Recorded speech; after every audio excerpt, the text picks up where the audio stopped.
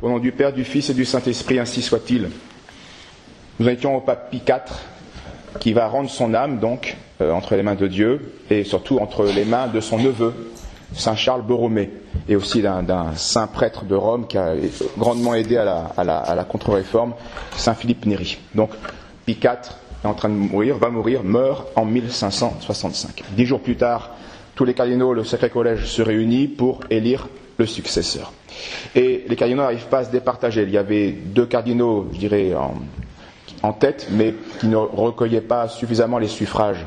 L'un avait été accusé d'hérésie, bien que complètement blanchi après, mais ça a laissé une tache sur ce cardinal. Pourtant, il a été le fer de lance du Concile de Trente par la suite. Donc c'était un bon cardinal, mais il y a eu à un moment donné une tache, peut-être même pas fautive, mais ça suffisait pour l'écarter. En tout cas, pas pour qu'il domine.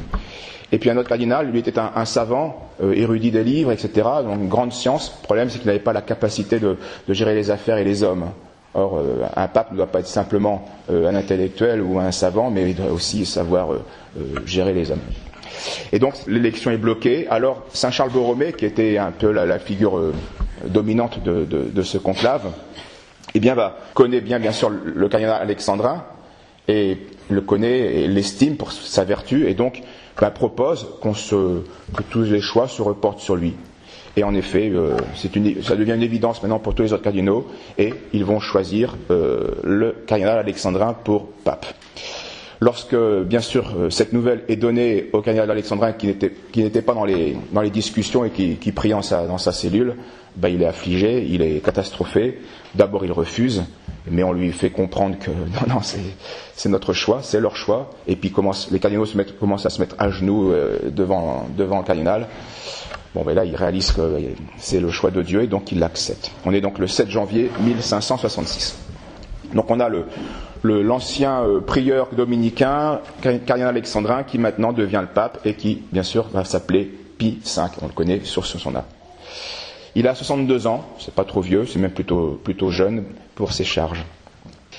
Les Romains sont surpris parce qu'on ne s'attendait surtout pas à son élection. Et puis ils sont surpris et même inquiets parce qu'ils le connaissent quand même comme inquisiteur, ils le connaissent pour son intégrité, ça rigole pas avec lui, et puis ses mortifications parce que ses serviteurs parlent et ils racontent ce qu'ils voient dans le palais du cardinal. Alors ils ont peur, comme je dirais toute collectivité qui sait qu'elle a un nouveau supérieur avec qui on ne va pas rigoler, on s'inquiète. Et les Romains s'inquiétaient. On rapporte cela à Saint Pie V, qui répondra à son interlocuteur: « J'agirai de telle sorte que les Romains regretteront plus ma mort que mon avènement. » Une fois qu'ils m'auront connu, ils sauront. Par contre, dans le clergé, c'est pas l'inquiétude, c'est une très grande joie, parce qu'ils connaissent ce cardinal. On a Saint Pierre Canisius qui a écrit à un de ses confrères: « Cet homme a mené de tout temps une vie extraordinairement vertueuse. Depuis bien des années, il brûle du désir de renouveler la face de l'Église, et on peut espérer de lui ce qu'il y a de meilleur. » Et donc, ceux qui étaient attentifs sont rassurés, plus que ça, même consolés. Et en effet, Saint Pie V arrive à un moment clé de l'histoire de l'Église et de ce siècle. On est, je vous l'ai dit, en 1566, tout début de ce XVIe siècle, on a des papes humanistes. Alors, c'est pas des hérétiques, c'est vrai, mais c'est pas des saints, et c'était même des mécènes, l'art, la chasse, la guerre. Bon, ça pouvait se comprendre puisqu'ils étaient aussi chefs temporels, mais en tout cas, Alexandre VI, c'était des mœurs que tout le monde connaît déplorables. Jules II, pape humaniste, et Léon X aussi. Et c'est pas pour rien que la crise protestante va exploser avec cette infidélité, on peut le dire malgré tout, de la charge pontificale. Et donc ensuite, bien que ces papes-là avaient voulu faire du bien, leur vie était en telle contradiction qu'ils n'arrivaient pas à changer la donne, évidemment. Le père alcoolique qui demande à son fils de ne pas se droguer, vous voyez, le père alcoolique a raison de dire à son fils de ne pas se droguer, mais qui commence par pas être alcoolique. Vous comprenez bien que on a un peu ce cas de figure-là avec les premiers papes de ce XVIe siècle. Ensuite, Adrien VI, on est en milieu, 1634. Donc après ces 3 papes-là, dont j'ai cité les noms, dira à un nonce: « Nous savons que le mal s'est répandu de la tête aux pieds, du pape au prélat. Nous avons tous dévié. » C'est le pape Adrien VI qui parle. « Aux abus dans les choses spirituelles se sont joints les abus dans l'exercice du pouvoir. Tout a été vicié. » Donc c'est évident que quand la tête ne fait plus son travail, bien le corps en pâtit et se désorganise, d'où la crise protestante, d'où les hérésies, profusion des vices, etc. Malgré tout, préparant justement certainement l'élection de Pie V, il y a ici ou là des prêtres qui vont fonder des congrégations religieuses qui vont porter un grand secours à l'Église. Ce sont les Théatins, les Capucins, les Somasques, les Barnabites et les Jésuites. Ces 5 congrégations-là ont été fondées par des saints justement à cette époque-là. Donc le corps se défend par lui-même. Et la tête est encore dans le brouillard, mais le corps bien réagit ponctuellement, géographiquement ici ou là. Puis arrive les papes dont on avait parlé, Paul III, qui va vraiment commencer la réforme et le Concile de Trente en 34. Et puis, Jules II et Marcel II n'ont pas fait grand-chose, l'inertie, ça a traîné, et c'est surtout Paul IV qu'on avait évoqué, puis Pie IV qui va finir le Concile de Trente. Le Concile de Trente qui va durer sur 20 années. Vous voyez, ça manifeste bien le problème de l'époque. Il a fallu 20 ans, avec bien sûr des interruptions, pour mener à bien cette réaction pour remettre de l'ordre dans l'Église. Arrive maintenant Saint Pie V au moment crucial, car le Concile de Trente a fait son œuvre, il y a une réforme qui est possible, on peut repartir, mais pour l'instant tout ça est sur le papier. C'est très beau, mais c'est sur le papier. Ce sont des directives du Concile de Trente, des lois, de nouvelles choses à faire, etc. Oui. Mais si ça reste sur le papier, vous comprenez bien que ça peut encore durer un siècle, comme ça avait déjà au XVe, il y avait des tentatives de réforme qui n'ont rien donné. Et donc il fallait là un homme qui connaisse les hommes, et un saint pour pouvoir mener à bien cette réforme. Et providentiellement, c'est Saint Pie V qui arrive. Le couronnement du pape va s'établir selon le rituel, avec quelques modifications qui vont manifester quand même qu'il y a quelque chose de nouveau qui arrive sur le siège de Pierre. 2 exemples pour le comprendre. Il était de coutume à l'époque de l'élection du pape, du couronnement du pape, dans le cortège qui finissait, eh bien, des officiers jetaient des pièces à la foule pour les réjouir, et donc c'est une manière de faire des aumônes. Le problème, c'est que la foule se battait pour des pièces, il y avait du désordre et parfois même des morts. Donc il fallait arrêter cet abus. Donc Pie V interdit cette coutume, la supprime, et va cibler des familles dans la difficulté avec des dons bien précis. Ça étonne les Romains, puis quand ils réfléchissent, ils se disent bah oui, c'était ça qu'il fallait faire, évidemment c'est beaucoup mieux. Haute suppression, Saint Pie V supprime le banquet qui était prévu pour tous les ambassadeurs et tout le corps politique du Saint-Siège. Donc pas de banquet somptueux. Et là pareil, la somme qui était réservée à cela, il va la distribuer à des monastères qui sont dans la difficulté, déshérités, etc. Ça ne veut pas dire que le pape va être uniquement spirituel et surnaturel. Il est chef aussi des États du Saint-Siège, il saura, quand il le fera, construire un pont, restaurer un château, construire une route. Ça, il le fera aussi, mais c'est utilitaire. Tout ce qui va être purement festif et pas indispensable est mis de côté. Justement, pour assumer à l'époque, le pape est le chef spirituel de toute l'Église, ça c'est depuis Saint Pierre, mais il est aussi le chef temporel des États du Saint-Siège, depuis Charlemagne, depuis le 8e siècle. Donc il faut gérer en gros un tiers de l'Italie du centre, si vous voulez, actuelle. Donc ça c'est des charges temporelles qui prennent beaucoup de temps. Et donc, on va conseiller à Saint Pie V de prendre pour cette charge, ce qui se faisait depuis 2-3 siècles, de prendre un neveu de sa famille pour pouvoir être déchargé du temporel. Ce qu'on appellera après, ce défaut-là va donner le nom au népotisme. Népos, qui veut dire en latin le neveu. Et donc c'est vrai qu'il y a eu Saint Charles Borromée avec Pie IV, qui était Charles Borromée, le neveu du pape Pie IV, qui a été un bon exemple, puisque c'est un saint. Mais il y a eu beaucoup plus de mauvais exemples où les neveux du pape profitaient de leur charge pour leur enrichissement personnel et s'occupaient mal des affaires temporelles. Comme ça. Et donc Saint Pie V n'a pas envie de prendre un neveu pour cette charge-là. Surtout qu'il y a l'exemple des Carafas dont on avait parlé, on va reparler. Les Carafas étaient les neveux du pape Paul IV, et ça s'est très mal passé. Mais cette coutume pourquoi elle s'est introduite ? Il y avait bien une raison, c'est qu'avec l'instabilité politique de l'Italie à cette époque-là, il convenait d'avoir un homme de confiance sur lequel le pape puisse s'appuyer discrètement et qui ne soit pas influencé par justement des querelles princières et familiales propres à l'Italie. Donc pour ça, il fallait prendre quelqu'un de sa famille. Comme ça, on savait qu'il était attaché à sa personne. Voilà comment le népotisme s'est fait à cause des circonstances particulières d'Italie. Donc le pape s'y résigne Et il va choisir quand même un neveu qui a 25 ans, qui est dominicain comme lui, qui est le petit-fils de sa sœur. Alors il va le faire cardinal, avec charge particulière, et puis il va lui donner comme son nom qu'il avait comme cardinal, une sorte un doublon. Il va créer comme un doublon. Le cardinal alexandrin sera le neveu du pape maintenant. Et il va bien s'occuper de ce neveu, il va lui ordonner de garder son habit religieux, qu'il n'oublie pas qu'il est dominicain, il lui donne un revenu convenable pour sa mission exactement, il lui a interdit d'enrichir sa famille, ses parents, comme le pape lui-même le faisait, et de ne pas recevoir de cadeaux. Et heureusement, ce neveu va suivre les conseils de son oncle et va vraiment être, je ne serai peut-être pas un saint, mais en tout cas un bon second. Le pape assez vite en profite aussi pour faire une bulle, signés par tous les cardinaux qui interdisent de dilapider les biens qu'ils reçoivent pour leur mission plutôt que pour enrichir leur famille. Des nobles, voyant cela, vont chercher à épouser des petites nièces du pape. Parce que comme ça, on rentre dans la famille et donc on profite du pouvoir. Donc il y a des tentatives de mariage qui vont essayer de se faire et à chaque fois, c'est le pape qui va les bloquer. Il veut que les membres de sa famille se marient avec des gens de leur condition sociale. Il ne veut pas de ces disparités qui en général sont source de problèmes. Il vaut mieux être dans une conformité sociale.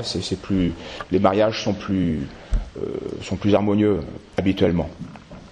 Un jour, un ambassadeur s'étonne de cela au pape, et le pape lui répond que les biens de l'Église sont le patrimoine des besogneux, et j'estime les parents du pape assez riches quand ils ignorent la pauvreté. Vous voyez toujours cette attention, et ça va marquer les esprits, et ça va donc donner une grande puissance ensuite au pape. Quand il le voit déjà pour sa propre famille, être très juste, empêcher tout enrichissement, être vertueux, ça donne confiance. S'il est capable d'être déjà vertueux pour sa famille, s'il dirige ainsi sa famille, il va diriger l'Église d'une manière vertueuse, évidemment. Et donc, ça lui donnera un grand poids devant les princes politiques. Donc il fait juste, bien sûr, il dote ses petites nièces, mais de manière tout à fait raisonnable.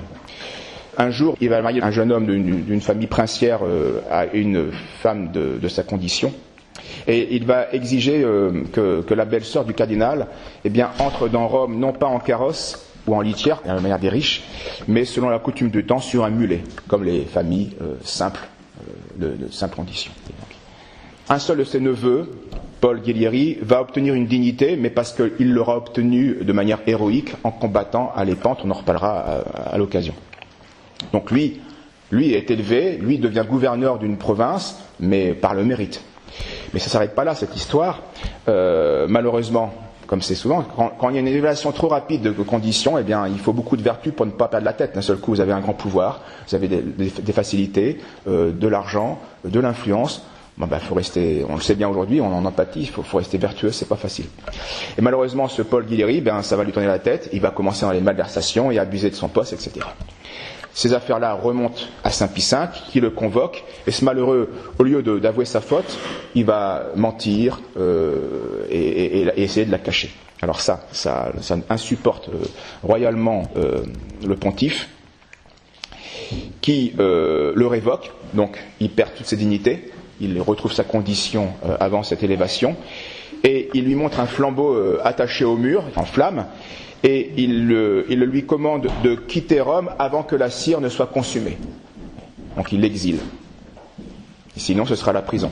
Donc quitte Rome avant que la cire soit consumée. On voit bien que cette fermeté vis-à-vis des siens, et surtout son détachement, va être connu peu à peu de toute la ville, puis de toute la chrétienté, et va donc attirer un grand respect à Saint Pie V. Car tout son gouvernement était ainsi équitable, juste, sévère, mais juste. Il avait fait graver comme devise pontificale, justement, un des versets du psaume 118, que toutes mes voies se dirigeaient afin que je garde la justice de vos ordonnances. Je suis qu'un vicaire, je suis qu'un commissionnaire. On avait évoqué donc le népotisme et le problème, les Carafas, vous vous souvenez, il y a eu un procès. Donc les Carafas, donc les neveux du pape Paul IV, ils ont été jugés sous Pie IV. Malheureusement, donc Paul IV avait une confiance aveugle envers ses neveux, qui vont abuser de leur charge, ils vont être accusés de simonie et d'excès dans les impôts. Ça va être les deux grands griefs qu'on leur fera. la simonie étant le plus grave. Mais les excès des impôts étant insupportables au peuple, ça créait un désordre, et donc le peuple avait la haine des Carafas. Quand Paul IV ouvre les yeux sur l'agissement de ses neveux, il en est catastrophé. Il va les condamner à la prison, en tout cas les plus coupables, et puis il va bien sûr tout de suite abolir les impôts abusifs qui avaient été faits en fait à l'avantage des personnels des Carafas. Le pape aurait voulu les bannir de ces États, mais il était tellement choqué par cette affaire qu'il était vieux et ça va l'épuiser et ça va même le faire mourir. Donc l'affaire revient à Pie IV, son successeur, et là, eh bien, donc ils sont écroués tous, les responsables. L'un d'eux va mourir en prison et deux autres vont être condamnés à avoir la tête tranchée sur le pont Saint-Ange à Rome. Mais Pie V, qui était cardinal à l'époque, qui avait assisté à une partie du procès, sent bien qu'on n'a pas été là parfaitement juste. Il y avait des choses à faire. Et en conscience, dit-il, je veux réviser ce procès.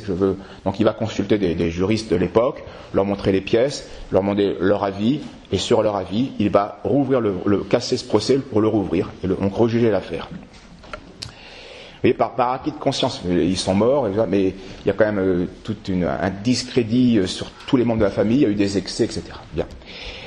Et donc le procès se refait, et en effet, on voit bien qu'il y a eu des témoignages qui étaient calomnieux, des témoignages qui étaient outranciers. Vous voyez, un faux témoignage. Il y avait tellement de haine contre les Carafas que tous les moyens étaient bons pour les supprimer. Et certains ont utilisé la calomnie. D'où ensuite la gravité des sanctions, qui étaient injustes. Donc le Saint Pie V remet tout en ordre. Saint Charles Borromée ne s'indigne pas, puisque de toute façon lui avait invité son oncle Pie IV à la modération, donc il n'est pas choqué de ce revirement du procès. Donc Saint Pie V fait réhabiliter ceux qui devaient être réhabilités, mais il fait aussi châtier ceux qui avaient calomnié, soit du fouet, soit de la mort. Peine de mort pour certaines calomnies. Ah oui, quand la calomnie cause la mort, vous comprenez que cette calomnie peut mériter la peine de mort. Et puis ensuite, il va restituer tous les biens confisqués à la famille, etc. Et va redonner au pape Paul IV le titre de intrépide défenseur de la foi catholique. Parce que bien sûr, le procès des Carafas avait nui à la mémoire de Paul IV. Donc, finissons aujourd'hui par quelques mots sur la conduite du pape et sa manière de diriger sa maison, puisque ça commence par là, son petit palais, sa cour, et qui va donner toute la ligne de son pontificat qui sera purement son naturel. On l'a dit, Saint Pie V arrive après une série de papes humanistes, qui étaient amis des arts, des lettres, et qui donnaient bien. Donc, oui, quand on va à Rome, c'est vrai, il y a quelque chose de très brillant. Mais enfin, il aurait mieux valu que les monuments soient un peu moins brillants et que la vie de la cour pontificale soit plus saine et plus sainte. Et donc, bien sûr, Saint Pie V, c'est ce à quoi il va s'atteler. Les arts, tout ça, il ne va pas le nier, il va construire des choses, embellir des choses, mais ça va redevenir à une tempérance, à une vraie mesure. Son souci, son détachement va jusqu'à, au lieu de refaire des nouveaux habits pontificaux, eh bien, adapter à sa taille celui de son prédécesseur. Vous voyez, c'est un petit détail, mais ça manifeste bien son sens du détachement. Lui-même dort sur un lit de camp, comme s'il était à l'armée, sur un lit de camp dans son palais. Donc le palais est magnifique, mais lui il dort sur un lit de camp. Tout habillé, parce que souvent dans la nuit, il se réveille pour pratiquer l'oraison. Sa table est frugale, évidemment, et il s'astreint à boire de l'eau. Sa vie, évidemment, est complètement dépourvue d'apparat, mortifiée, et il va supprimer toutes les charges inutiles, et ainsi, il va économiser de grandes sommes d'argent, et qu'il va utiliser, devinez pourquoi, on le verra une prochaine fois, pour faire la guerre. Pour faire la guerre contre les Turcs. Les Turcs qui menacent toute la chrétienté. Donc, économisons le futile, et faisons l'essentiel, la guerre. Et ça vous donne vraiment l'image de ce que sera Saint Pie V. Vous voyez, il n'est pas uniquement dans la prière. Hein. Il sait qu'on est sur terre et que, dans certaines circonstances, il faut mettre en branle des actions très humaines. Et le chef de l'Église, donc, surtout donne l'exemple. Il observe lui-même scrupuleusement la loi du jeûne, il mène une vie sévère, consacre plusieurs heures parfois à l'oraison, dévoué à l'Eucharistie, évidemment. Ces rappels au devoir, vont lui donner une très grande autorité. Un jour, il rassemble les cardinaux et les dignitaires du Saint-Siège en consistoire et il les exhorte à la dévotion et à la pénitence. Voici ce qu'il leur dit. Nous ne paralyserons les progrès incessants de l'hérésie que par une action sur le cœur de Dieu. Et là, Il faut agir sur le cœur de Dieu. C'est pas d'abord un nouveau règlement, c'est pas une nouvelle loi, c'est pas une nouvelle. Non. Il faut agir sur le cœur de Dieu. Lumière du monde, celle de la terre, c'est à vous d'éclairer et d'entraîner les âmes par le modèle de votre recueillement et de vos mœurs. La Sainte Église s'honorera plus de vos mérites qu'elle ne gagne de considération à la richesse de vos palais. Donc l'apparat. Le pape édifiait lui-même donc par des exercices de religion toute la ville. Une de ses préférences, une de ses dévotions préférées, c'était ce qu'on appelle le pèlerinage des 7 basiliques. Vous savez, il y a 7 basiliques principales à Rome, et il s'agit à pied, les unes après les autres, d'aller au sanctuaire, là où honorer les martyrs. Il y a des oraisons rituelles pour cela. De mémoire, on l'a fait 3-4 fois, c'était 24 km, entre 20 et 24 km, je pense. Donc ça peut se faire dans une longue après-midi, sans souci. Et donc les Romains pouvaient voir le pape marcher, comme n'importe lequel d'entre eux, faire ce pèlerinage. Et ils l'ont vu plusieurs fois faire ce pèlerinage. Le pape Pie V n'ose pas proscrire tout de suite le carnaval qui avait de nouveau permis par son prédécesseur, Pie IV. Alors il ne le proscrit pas, mais il intervient pour demander à la modération et surtout à la réparation. Il sait bien qu'il y aura des désordres. Et lui-même donne l'exemple. Rosaire à la main, il va faire les dévotions des 40 heures dans les églises prévues pour cela à Rome. Donc on a un spectacle bizarre, une foule en liesse et un peu désordonnée, mais qui a la foi et qui voit traverser le pape aller à l'église pour prier contre leur désordre. Et tous ces pèlerinages, toutes ces marches, il le fait, souvenez-vous, il a une maladie qui va la traîner toute sa vie, la maladie de la pierre, on appelait ça, parce que c'est des calculs dans la vessie qui parfois le fait énormément souffrir. Et donc les témoins le disent, depuis Urbain VI, donc depuis 200 ans, on n'avait pas vu un pape ainsi en procession de pénitence. Ce qui explique, ce qui justifie pas, mais ce qui explique la crise protestante. Évidemment, si depuis 200 ans, la tête était à autre part qu'à sa mission, ça crée des problèmes. Et donc la ville peu à peu va se transformer. On a une lettre de saint François Borgia qui raconte cela. Il dit Rome, donc on est 3 ans après l'élection du pape, Rome présente un aspect complètement différent de jadis, grâce au pape. Et on a un autre témoignage d'un protestant, un seigneur allemand qui était en visite à Rome et qui écrit ceci dans une lettre ou ses mémoires, je ne sais plus. Les jeunes du pape, son humilité, sa sainteté, son zèle pour la foi brillent d'un tel éclat que le peuple croit voir revivre en lui un Léon ou Grégoire le Grand et s'entraîne par son exemple aux mêmes vertus. Je n'hésite pas à l'affirmer, si Calvin lui-même, rappelé de la mort en la dernière fête de Pâques, eût contemplé ce pontife qui répandait sans faste avec tant de gravité sa bénédiction sur la foule, il eût malgré lui, avec tous les assistants, reconnu là le vrai représentant du Christ. Les bénéfices, maintenant, ne s'accordent plus à la puissance et à la fortune ou à la faveur, mais à une religion éprouvée et à la vertu. Quoique le pape souffre de pénurie d'argent et qu'il ne manque pas de donneurs d'avis qui le conjurent d'ouvrir la porte à des rentrées de sommes importantes, il n'y a jamais consenti et qu'il ne veut pas s'enrichir par des compromissions. Il observe scrupuleusement les statuts du concile. Je l'ai su de très bonnes sources. Il a refusé avec indignation plusieurs milliers de pièces d'or qu'on lui offrait pour prix d'une dispense accordée couramment avant son règne. La loi nous embête tous un jour ou l'autre. Alors on voudrait un jour un passe-droit. Alors ceux qui étaient riches, c'est comme ça, on va avoir l'autorité, on dit tiens, je te fais un beau cadeau et puis est-ce que tu peux me dispenser de ça? Avant Saint Pie V, ça se faisait régulièrement. Depuis que Saint Pie V est là, ça se fait plus du tout. Et ça se sait. Dernier exemple, il y a un petit rite très expressif à tout couronnement du pape. On a un officier de la cérémonie qui a une petite ficelle, une petite corde de 20-30 cm, qui l'allume et qui la jette.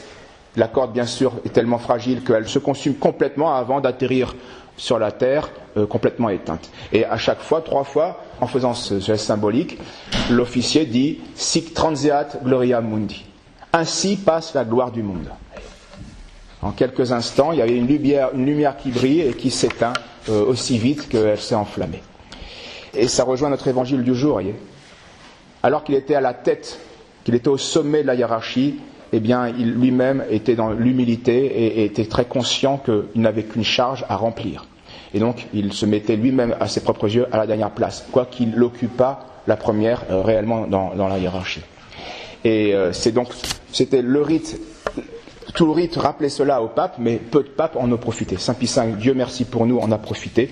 Prions-le pour l'imiter, même 300 ans plus tard, pour que grandisse en nous l'homme intérieur, pour que le Christ habite dans nos cœurs par la foi. Au nom du Père, du Fils et du Saint-Esprit, ainsi soit-il.